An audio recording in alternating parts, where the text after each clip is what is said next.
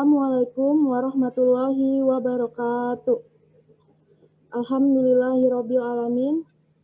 Auzubillahi minasyaitonirrajim. Bismillahirrahmanirrahim. Alhamdulillahirabbil alamin. Alhamdulillahillazi an'amana bil nikmati wal iman wal insam wal unsuri wal unsuru ilmu ala khairul anam. Sayyidina Muhammadina wa ala alihi washabihi ajmain. Amma ba'du. Perkenalkan, nama saya Widya Sari. Saya selaku moderator dari kelompok 6 ingin mempresentasikan hasil diskusi kami yang berjudul Pancasila sebagai dasar nilai pengembangan ilmu, dan kelima teman saya. Di sini ada kelima teman saya. Yang pertama itu Latifatul Latifah, yang kedua Mukmin Awan, yang ketiga ada Fatur Revandi Nova, yang kelima ada Marsanda Tania Laurencia, yang kelima ada Syafaratus Sadiah. Mereka akan membacakan materinya. Yang pertama akan dibacakan oleh Latifah. Baik, di sini saya akan membacakan definisi ilmu. Dipadankan dengan kata Arab, ma'rifah yang bermakna pengetahuan dan syu'ur yang bermakna perasaan. Pengertian ilmu secara terminologi atau dari segi istilah. Yang pertama, ada dalam Kamus Besar Bahasa Indonesia. Ilmu diartikan sebagai pengetahuan tentang suatu bidang yang disusun secara bersistem menurut metode tertentu dan dapat digunakan untuk menerangkan suatu gejala pada sebuah bidang. Yang kedua, menurut Afanasyev, seorang pemikir Marxis dari Rusia, ilmu merupakan pengetahuan manusia tentang alam, pikiran, dan masyarakat. Beliau mencerminkan alam dan berbagai konsep, kategori, dan hukum-hukum yang mana ketetapan dan kebenarannya diuji oleh pengalaman praktis. Yang ketiga, menurut Muhammad Hatta, ilmu adalah sebuah pengetahuan yang teratur mengenai pekerja hukum secara kausal dalam suatu golongan masalah yang sama tabiatnya menurut kedudukannya yang tampak dari luar maupun dari dalam alam. Pengertian ilmu secara umum pada dasarnya ilmu adalah pengetahuan tentang suatu fenomena baik yang menyangkut alam ataupun sosial yang diperoleh oleh manusia melalui proses berpikir. Setiap ilmu merupakan pengetahuan tentang suatu yang menjadi objek kajian dari suatu penemuan. Yang kelima, Pancasila sebagai dasar nilai pengembangan ilmu. Pengembangan ilmu nilai Pancasila memiliki banyak fungsi, dan salah satu fungsinya adalah sebagai dasar nilai pengembangan ilmu. Ini artinya, segala upaya pengembangan ilmu di Indonesia harus diorientasikan pada nilai yang bermaktub dalam Pancasila. Kompleksitas ilmu yang tidak dibentengi dengan peragangan-peragangan moral dapat membawa pada kebebasan berilmu. Yang kedua, Pancasila sebagai dasar pengembangan ilmu. Pertama, bahwa setiap ilmu pengetahuan dan teknologi atau iptek yang dikembangkan di Indonesia haruslah tidak bertentangan dengan nilai-nilai yang terkandung dalam Pancasila. Kedua, bahwa setiap iptek yang dikembangkan di Indonesia harus menyertakan nilai-nilai Pancasila sebagai faktor internal pengembangan iptek itu sendiri. Ketiga, bahwa nilai-nilai Pancasila berperan sebagai rambu non-normatif bagi pengembangan iptek di Indonesia. Artinya mampu mengendalikan iptek agar tidak keluar dari cara berpikir dan cara bertindak bangsa Indonesia. Yang keempat, bahwa setiap pengembangan iptek harus berakar dari budaya dan ideologi bangsa Indonesia itu sendiri, atau yang lebih dikenal dengan indigenisasi ilmu atau mempribumian ilmu. Selanjutnya akan dibacakan oleh Mukmin Awan. Ya, terima kasih Saudari Latifatul Latifah. Selanjutnya saya akan melanjutkannya. Nilai ketuhanan sebagai dasar pengembangan ilmu. Nilai ketuhanan Maha Esa mengandung arti adanya pengakuan dan keyakinan bangsa terhadap adanya Tuhan sebagai pencipta alam semesta. Dengan ini, nilai menyatakan bangsa Indonesia merupakan bangsa religius, bukan bangsa yang ateis. Nilai ketuhanan juga memiliki arti adanya pengakuan akan kebebasan untuk memeluk agama, menghormati kemerdekaan beragama, tidak ada paksaan atau berlaku diskriminasi antar umat beragama. Nilai kemanusiaan sebagai dasar pengembangan ilmu. Nilai kemanusiaan ialah suatu perbuatan dikatakan baik apabila sesuai dengan nilai-nilai kemanusiaan. Prinsip pokok dalam nilai kemanusiaan Pancasila adalah keadilan dan keadaban. Keadilan mensyaratkan keseimbangan antara lahir dan batin, jasmani dan rohani, individu dan sosial, makhluk bebas mandiri dan makhluk Tuhan yang terikat hukum-hukum Tuhan.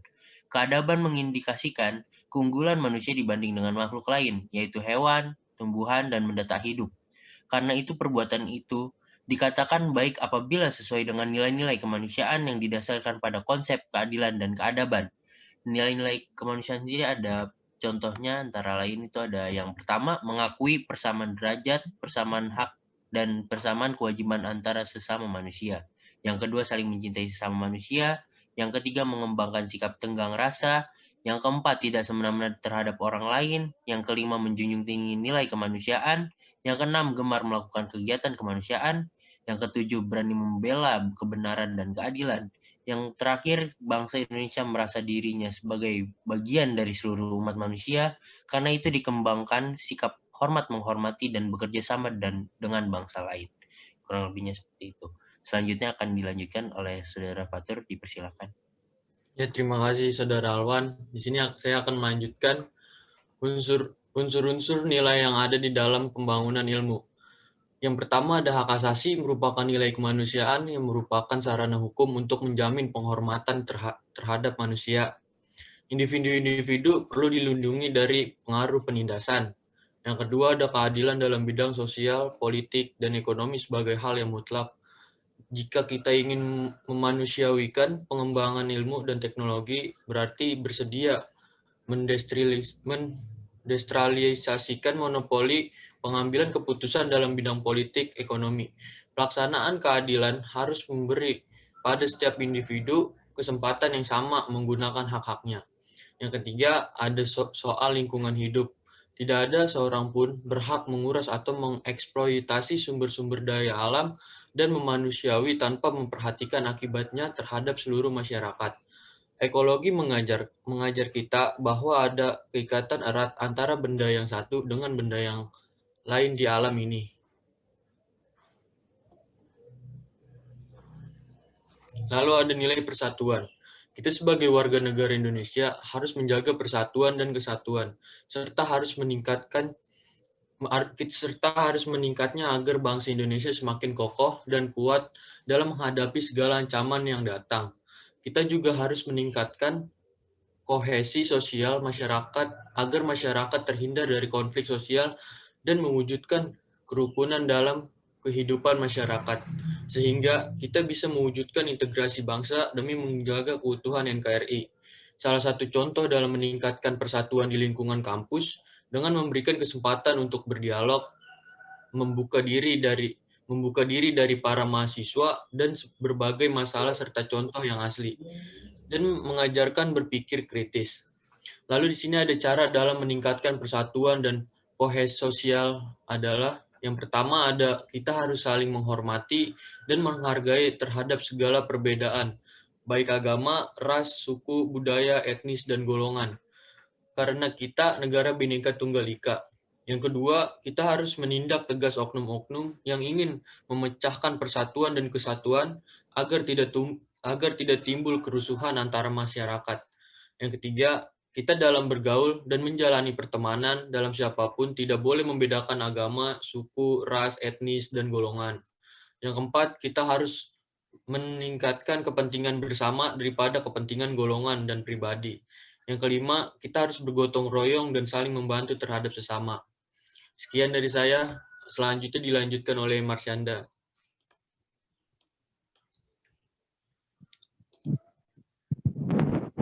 Baik, saya akan melanjutkan presentasi dari Saudara Fatur.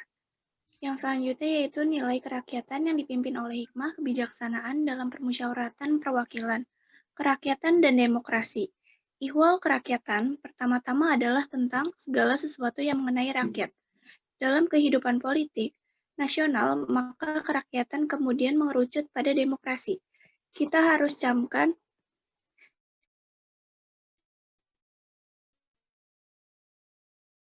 demokrasi adalah kata serapan dalam bahasa Indonesia.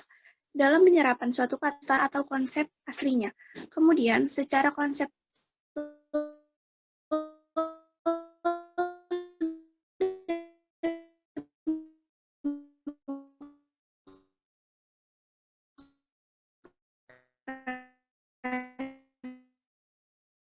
adalah buah pikir masyarakat universal, tetapi setiap masa mengandung priority hikmat kebijaksanaan yang merupakan penentu keberhasilan demokrasi. Demikian tinggi kearifan lokal kita dalam menentukan kriteria kepemimpinan tanpa hikmat kebijaksanaan tidak akan jauh dari lubang kesesatan.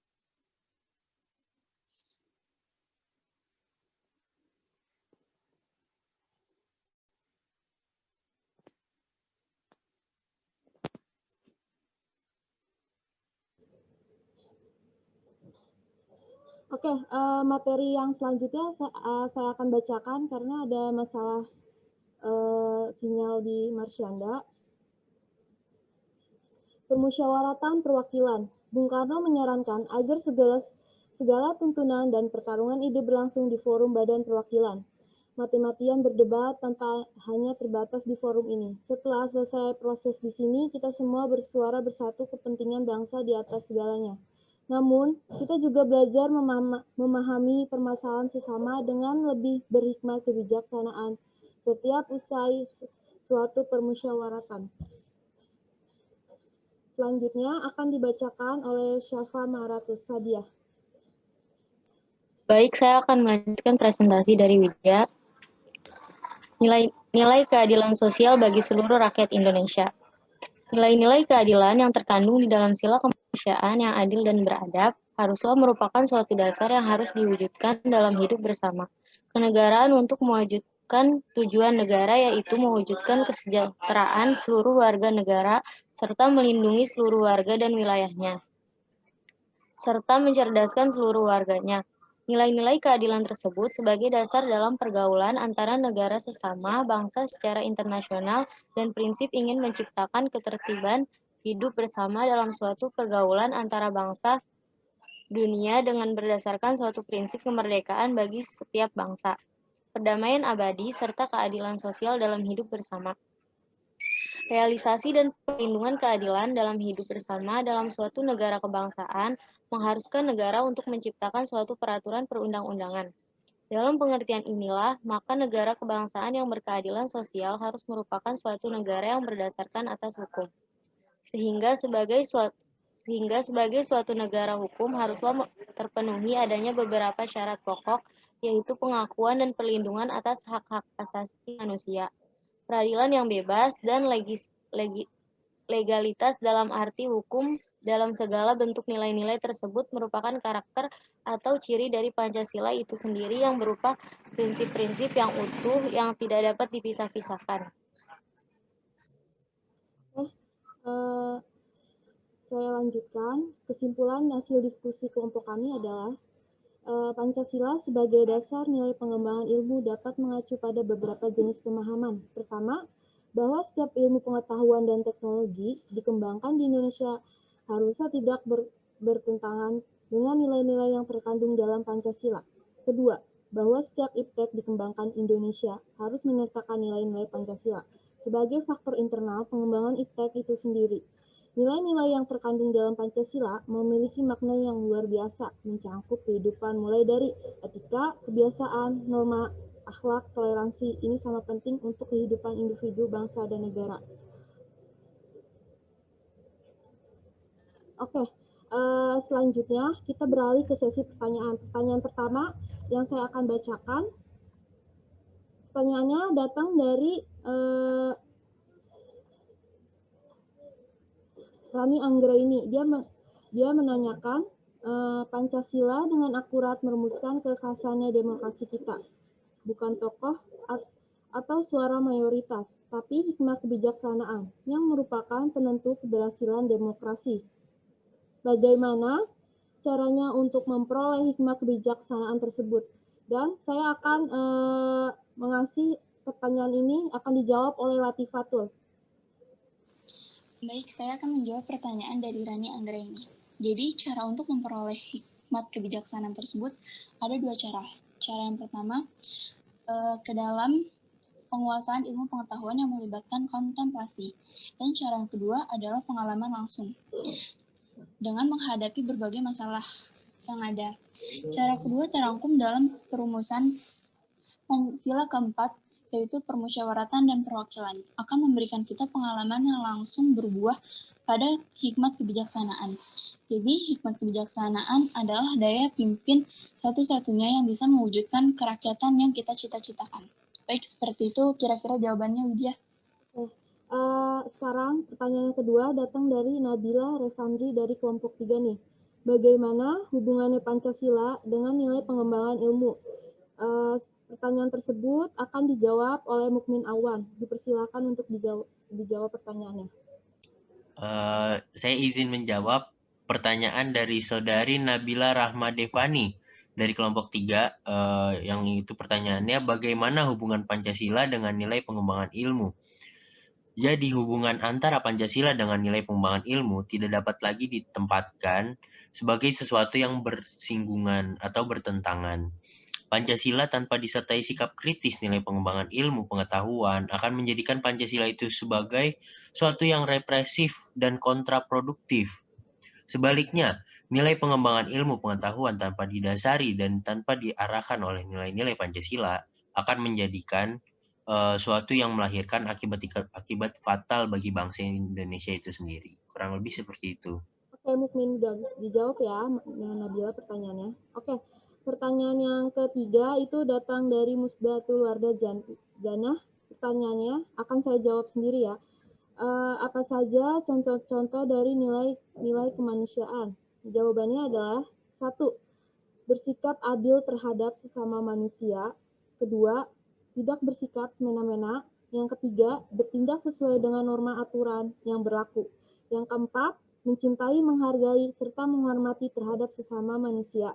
Yang kelima, menjalankan kewajiban asasi manusia guna memberikan hak asasi manusia terhadap orang lain.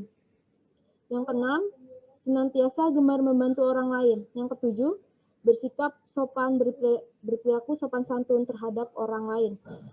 Kalau dalam konteks ilmu pengetahuan yang dipertanyakan oleh dosen kita itu, saya akan jawab bagaimana ilmu pengetahuan itu dapat memperjelas lingkup kewenangannya. Lingkup ilmu pengetahuan menjadikan ilmu dapat menentukan sikap, kapan kita harus objektif dan bebas nilai, serta kapan harus berpedoman dan berorientasi pada nilai-nilai.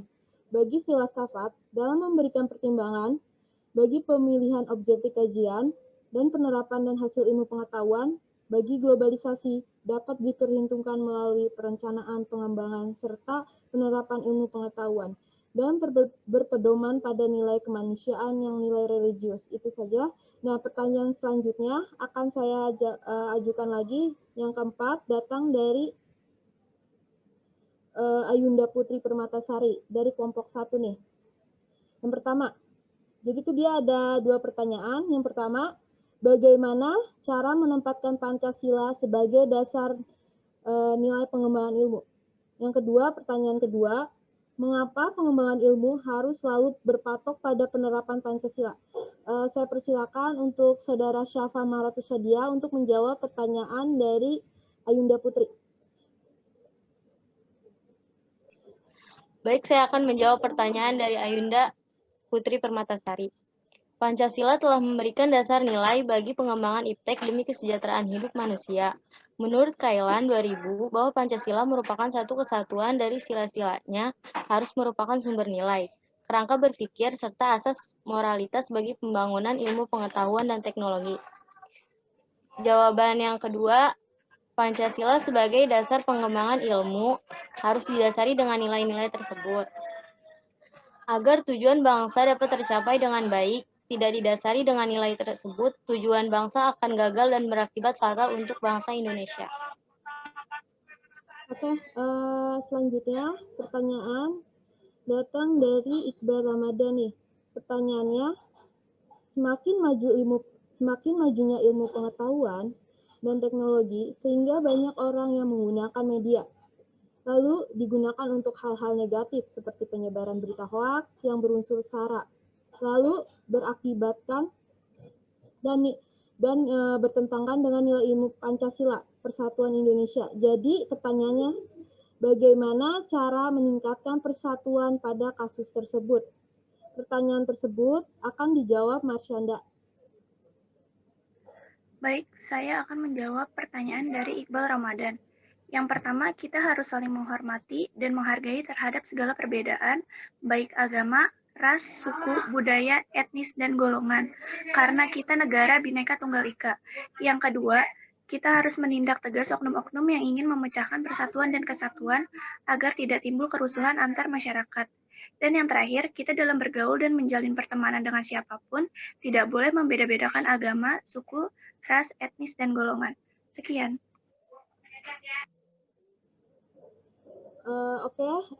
Presentasi dari kelompok kami. Semoga yang menonton video kami suka, kurang lebihnya dimohon maafkan. Wabillahi taufiq wal hidayah. Wassalamualaikum warahmatullahi wabarakatuh. Waalaikumsalam warahmatullahi wabarakatuh. Jangan lupa like, comment, and subscribe, guys. Tunggu.